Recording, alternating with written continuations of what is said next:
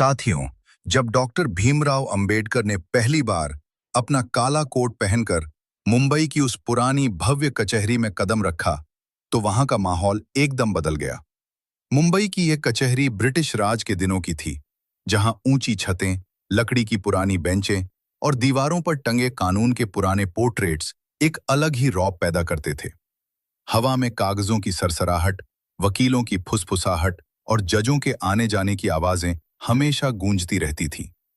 लेकिन उस दिन, जैसे ही बाबा साहब के कदम अंदर पड़े, एक अजीब सा सन्नाटा छा गया। कमरे में मौजूद सभी सवर्ण वकील, जो अपनी अपनी फाइलों में उलझे हुए थे, एकदम से रुक गए। उनकी नजरें बाबा साहब पर टिक गईं। वे उन्हें पहचान गए थे। वह महार जाति का वह युवा बैरिस्टर जो लंदन से बैरिस्टरी करके लौटा था। लेकिन उनकी आंखों में सम्मान की जगह जातिगत घृणा थी। वे मन ही मन सोच रहे थे, यह नीची जाति का व्यक्ति हमारे बराबर काला कोट पहनकर यहां कैसे खड़ा हो सकता है? ये तो हमारे समाज की व्यवस्था को चुनौती दे रहा है। बाबा साहब उस समय युवा थे, लेकिन उनकी आंखों में एक गहन गंभीरता थी। उन्होंने बैरिस्टरी की पढ़ाई पूरी की थी, जहां उन्होंने कानून की बारीकियां सीखी थी। वे जानते थे कि भारत लौटकर उन्हें क्या-क्या चुनौतियां मिलेंगी, लेकिन वे तैयार थे। कचहरी के अंदर वे अपनी जगह तलाश रहे थे, एक बेंच जहां वे बैठकर अपनी फाइलें देख सकें। लेकिन उन सवर्ण वकीलों ने, जो खुद को ऊंचा समझते थे, उन्हें अपने बीच जगह नहीं दी। वे अपनी बेंचों पर और फैल गए, जैसे कह रहे हों कि यहां तुम्हारी कोई जगह नहीं। हवा में तनाव था और बाबा साहब महसूस कर रहे थे कि यह सिर्फ जगह की बात नहीं, बल्कि सदियों की जातिगत दीवार की बात है। तभी एक अहंकारी वकील, जो खुद को बहुत बड़ा समझता था, खड़ा हुआ। उसकी आंखों में व्यंग्य था और होठों पर एक क्रूर मुस्कान। उसने बाबा साहब पर तंज कसते हुए कहा, अरे बैरिस्टर, तुम तो इतने पढ़े लिखे विद्वान हो, तुम्हें हमारे बीच इस कचहरी में बैठने की क्या जरूरत है? तुम तो बाहर सड़क किनारे भी अपना बोरा बिछा लोगे तो तुम्हारी दुकान चल पड़ेगी। यह शब्द न सिर्फ अपमानजनक थे, बल्कि वे बाबा साहब की जाति को निशाना बना रहे थे। महार जाति के लोगों को अक्सर नीचा दिखाया जाता था, और यह वकील उसी पुरानी सोच का शिकार था। कमरे में कुछ हंसी की फुसफुसाहट हुई, लेकिन बाबा साहब सागर की तरह गंभीर रहे।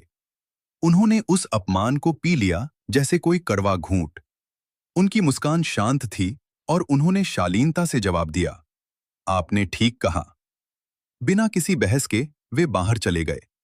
कचहरी के बाहर, जहां धूल भरी सड़क थी और लोग आते जाते थे, उन्होंने एक छोटी सी जगह साफ की।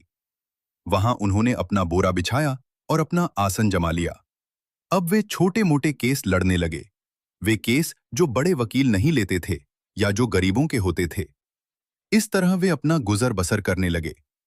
मुंबई की गर्म हवा में, धूप में बैठकर वे कानून की किताबें पढ़ते, लोगों से बात करते और न्याय की लड़ाई लड़ते। यह उनके लिए अपमान नहीं, बल्कि एक सबक था कि संघर्ष से ही बदलाव आएगा। उसी शहर मुंबई में, जहां अमीरों की हवेलियां और गरीबों की झोपड़ियां साथ साथ रहती थीं, एक बहुत अमीर सेठ रहता था। उसका नाम था हरिशंकर, और वह कपड़ों का बड़ा व्यापारी था। उसके पास धन की कोई कमी नहीं थी। बड़ी बड़ी दुकानें, जहाजों से आने वाला माल और शहर के नामी लोगों से रिश्ते। लेकिन उसका एक इकलौता बेटा था। नाम था रमेश। रमेश युवा था, पढ़ा लिखा, लेकिन एक दिन उस पर हत्या का आरोप लग गया। कहानी यह थी कि एक रात पार्टी में झगड़ा हुआ और किसी की मौत हो गई। सबूत रमेश के खिलाफ थे। गवाहों ने उसे देखा था और पुलिस ने उसे गिरफ्तार कर लिया। निचली अदालत ने उसे फांसी की सजा सुना दी। यह फैसला सुनकर सेठ हरिशंकर और उसकी पत्नी पर दुखों का पहाड़ टूट पड़ा। सेठानी रात दिन रोती रहती, उनका स्वास्थ्य बिगड़ने लगा। सेठ ने सोचा कि पैसा सब कुछ खरीद सकता है, लेकिन यहां मौत का सवाल था। सेठ ने मुंबई के कोई ऐसा नामी गिरामी वकील नहीं छोड़ा जिसके दरवाजे पर वह न गया हो। वह अपनी बड़ी बड़ी गाड़ियों में घूमता, वकीलों के दफ्तरों में जाता और पानी की तरह पैसा बहाता। लेकिन हर वकील जो फाइल देखता, हाथ खड़े कर देता। सबका एक ही कहना था, सेठ, इस केस में कोई दम नहीं है। सबूत तुम्हारे बेटे के खिलाफ हैं। उसे फांसी से भगवान भी नहीं बचा सकता। एक वकील ने कहा, गवाहों की गवाही मजबूत है और सबूत चीख चीख कर रमेश की दोषिता बता रहे हैं। दूसरा बोला, यह केस हारना तय है, मैं अपनी साख नहीं खराब कर सकता। सेठ हताश हो गया। उसकी आंखें सूजी हुई थीं, चेहरा पीला पड़ गया था। वह वकीलों की खाक छानता हुआ उसी कर बाबा साहब ने उसे धीरे से उठाया। उनकी आंखों में करुणा थी, लेकिन वे जानते थे कि मामला गंभीर है। उन्होंने कहा, सेठ, मैं तुम्हारी क्या मदद कर सकता हूं? शहर के बड़े बड़े वकीलों ने जब मना कर दिया, तो मैं एक अछूत समझा जाने वाला वकील क्या कर पाऊंगा? सेठ ने रोते हुए कहा, नहीं बाबा साहब, मैंने दुनिया देख ली है। मैं आपका चेहरा देखकर बता सकता हूं कि अगर मेरे इकलौते बेटे को दुनिया में कोई बचा सकता है, तो वो आप हैं। अगर उसे फांसी हो गई, तो उसकी मां भी जी नहीं पाएगी। मेरे घर से दो अर्थियां उठेंगी। बाबा साहब एक मां की पीड़ा की बात सुनकर पसीज गए। उन्हें अपनी मां भीमाबाई की याद आई, जो खुद कितनी मुश्किलों से गुजरी थी। उन्होंने सोचा कि किसी निर्दोष की जान बचाने के लिए अगर संघर्ष भी करना पड़े, तो पीछे मत हटना। उन्होंने फाइल अपने हाथ में ली और सेठ से पूछा, क्या यह फाइल किसी और वकील ने देखी है? सेठ ने कहा, हां बैरिस्टर, शहर के हर बड़े वकील ने इसे नकार दिया है। बाबा साहब ने फाइल का गहन अध्ययन किया। वे घंटों बैठे रहे, हर पेज को ध्यान से पढ़ा, सबूतों को परखा, गवाहों की गवाहियों को विश्लेषित किया। उनकी आंखों में चमक आ गई। उन्होंने गंभीर स्वर में कहा, जाओ सेठ, मैं तुम्हारे बेटे का केस लड़ूंगा। सेठ की आंखों में उम्मीद की किरण जगी। वो बाबा साहब के पैर छूकर चला गया। अब फांसी की तारीख में कुछ ही दिन बचे थे। अदालत लगी। वो बड़ी अदालत थी, जहां अंग्रेज जज की कुर्सी पर एक गोरा जज बैठा था। नाम था सर जॉन विलियम्स। वो कठोर था, लेकिन कानून का पक्का। एक तरफ सरकारी वकील थे, जो मजबूत सबूतों के साथ तैयार थे। दूसरी तरफ बचाव पक्ष के वकील डॉक्टर भीमराव अंबेडकर।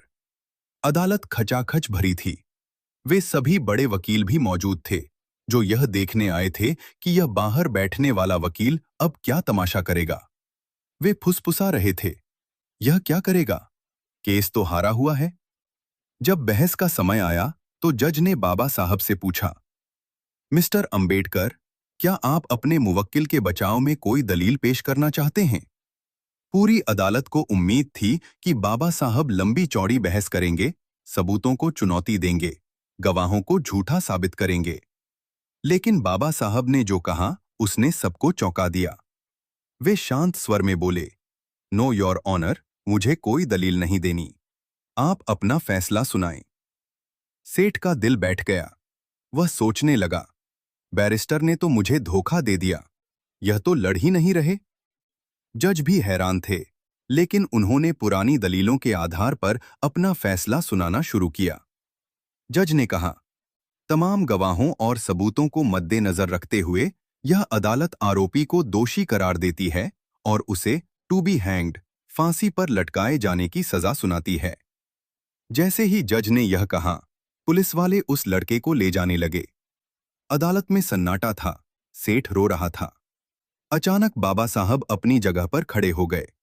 उनकी गूंजती हुई आवाज ने अदालत के सन्नाटे को चीर दिया। बाबा साहब बोले, योर ऑनर, बस इतना ही? जज ने झल्लाकर पूछा, क्या मतलब है आपका, मिस्टर अंबेडकर?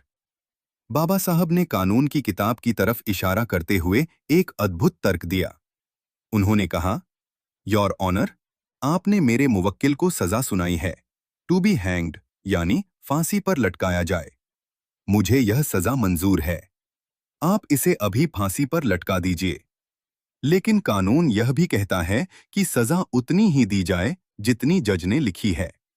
आपने अपने फैसले में यह कहीं नहीं लिखा कि फांसी पर तब तक लटकाया जाए जब तक कि उसकी मौत न हो जाए। आपने सिर्फ लटकाने की सजा दी है, मौत की सजा नहीं।